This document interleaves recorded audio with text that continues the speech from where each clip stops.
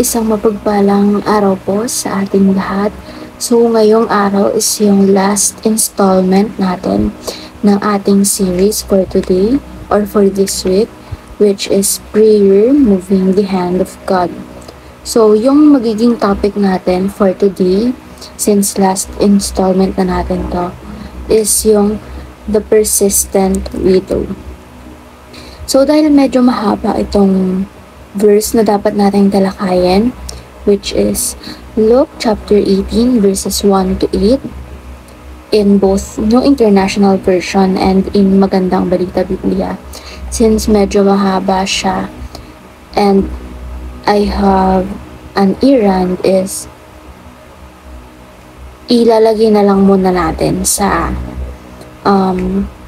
information or description nitong video kung ano yung magiging explanation ko with regards to our devotion for today.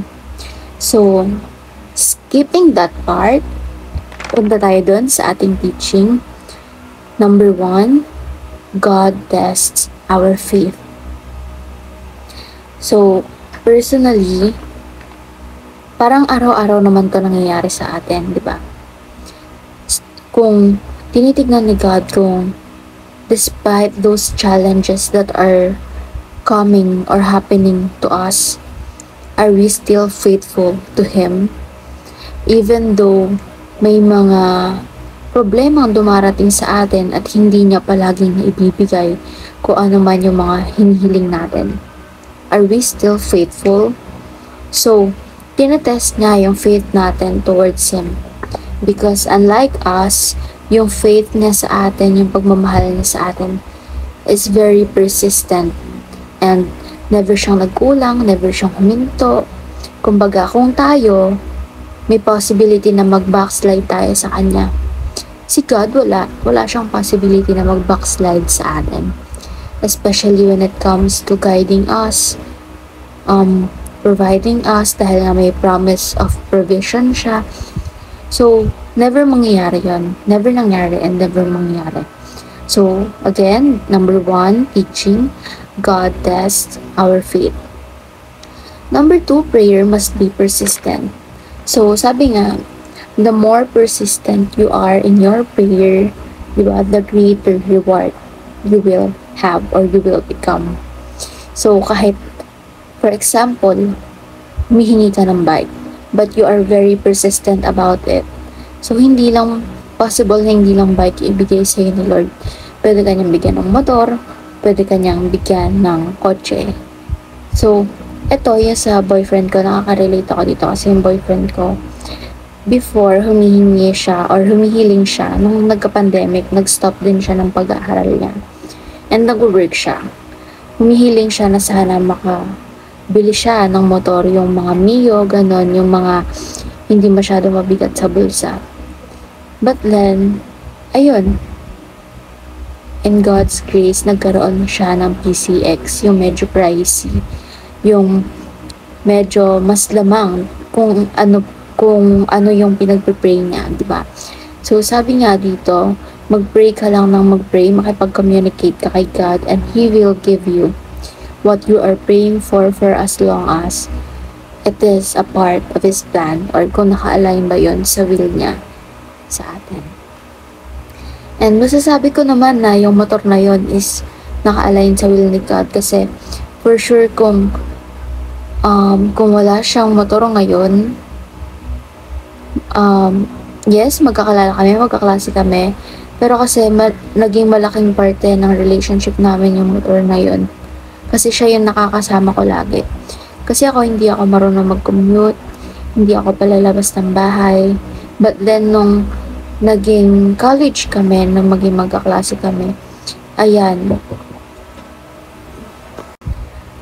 nga, di ba hindi ako palalabas? Tapos nung nagkakilala kami, ayun, sinasamahan niya ako saan.